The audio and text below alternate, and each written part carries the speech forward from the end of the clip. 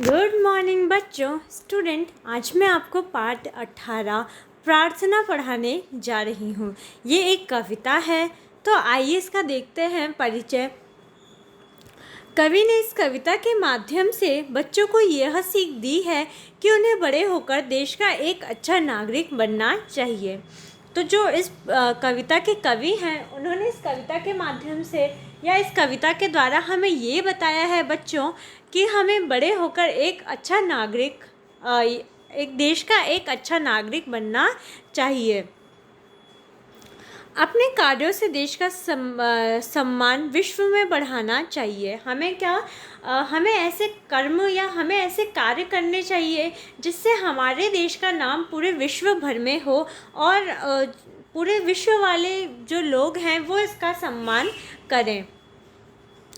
इसके लिए उन्हें सदैव ईश्वर से प्रार्थना करनी चाहिए। और इसके लिए जो हमारे देश के नागरिक हैं उन्हें हमेशा ईश्वर से प्रार्थना या ईश्वर से ये मांगना चाहिए या ईश्वर से ये कामना करनी चाहिए कि हमें भगवान इतना अच्छा दो, इतना सब कुछ बना दो, जैसे हमें बहुत सद्बुद्धि दो कि हम बड़े होकर पूरे विश्व भर में अपने देश का नाम रोशन करें।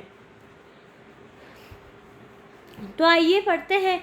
ए मेरे प्यारे भगवान, जो कवि है वो कहता है कि हे मेरे प्यारे भगवान, यानी मुझे बहुत ही प्यारे लगने वाले मेरे भगवान, हमें दो ऐसा वरदान कि हमें ऐसा वरदान दो, सदा करें तुम्हारा ध्यान, कि हम सदा ही तुम्हारा ध्यान करें या हम सदा ही तुम्हें याद करें हम दुखियों का कल्याण। और हम क्या करें, हम जितने भी दुखी व्यक्ति हैं उनके लिए कुछ अच्छा कर सकें या उनका कल्याण कर सकें। ए मेरे प्यारे भगवान, हमें दो ऐसा वरदान। फिर कवि कहता है कि ए मेरे प्यारे भगवान, यानी मुझे बहुत प्रिय भगवान, मुझे आप एक ऐसा वरदान दो। बड़े हम में इतना ज्ञान कि हम में इतना ज्ञान बढ़ जाए, पढ़ लिख कर हम बने महान, कि हम पढ़ लिख कर बहुत ही महान इंसान बने। ए मेरे प्यारे भगवान, हमें दो ऐसा वरदान।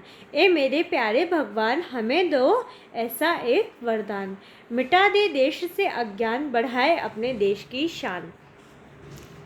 तो क्या बोलता है कि हमें भगवान ऐसा वरदान दो कि हम हमारे देश से जो अज्ञानता की अंधकार है उसको मिटा दें और ज्ञान का प्रकाश लाएं। यानी कि जो भी अज्ञान व्यक्ति हैं हम उनको समझाएं कि कितना ज्ञान प्राप्त करना कितना ज़रूरी है और हम अपने जो देश की शान है वो पूरे विश्व भर में बढ़ाएं।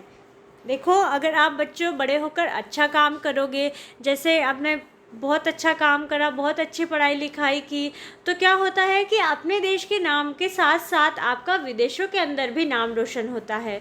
तो जब आप विदेश में जाते हो तो लोग आप, और वहाँ पे भी आप बहुत अच्छा काम करते हो, बहुत अच्छी तरीके से पढ़ाई वढ़ाई सब करते हो, तो क्या होता है जब आप वहाँ जाओगे तो लोग पूछेंगे कि हाँ ये बच्चा कहाँ से आया है, तो आप बताओगे कि ये कहाँ से आया है, इंडिया से आया है। तो देखो, आप क्या होगा कि आपके जो माता पिता हैं उनके नाम के साथ साथ आपका जो देश है यानी भारत, उसका भी बहुत ही नाम रोशन होगा।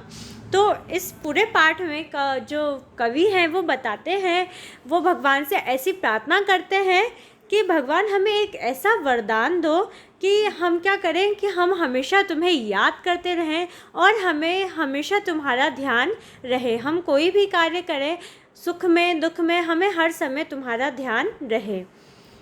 और वो साथ में क्या बोलता है कि साथ में हमें ऐसा वरदान दो कि हम खुद का कल्याण तो करें ही सही, और इसके अलावा जो भी संसार में दुखी व्यक्ति है हम उसके लिए भी अच्छा कार्य करें, हम उसका भी कल्याण करें। और कवि बोलता है कि हे मेरे प्यारे भगवान, यानी मुझे बहुत ही प्यारे भगवान, मुझे एक ऐसा वरदान भी दो कि हमें इतना ज्ञान बढ़ जाए कि हम पढ़े लिखें, हमें इतनी बुद्धि आ जाए या हमें इतना ज्ञान आ जाए कि हम बहुत पढ़े लिखे और एक महान इंसान बने। ठीक है। और फिर कवि बोलता है कि ए मेरे प्यारे भगवान हमें दो ऐसा वरदान। फिर कवि बोलता है कि मेरे प्यारे भगवान हमें ऐसा वरदान दो कि मैं क्या करूँ, पूरे देश भर से अज्ञान मिटा दूँ और जो हमारे देश का नाम है वो पूरे विश्व में रोशन कर दूँ। तो बच्चों, ये थी कविता प्रार्थना, जिसमें भगवान से प्रार्थना की गई है कि हमें भगवान इतना महान बनाओ कि हम पूरे विश्व में अपना नाम रोशन करें। तो अब आप भी इस कविता को पढ़िए और समझिए। धन्यवाद।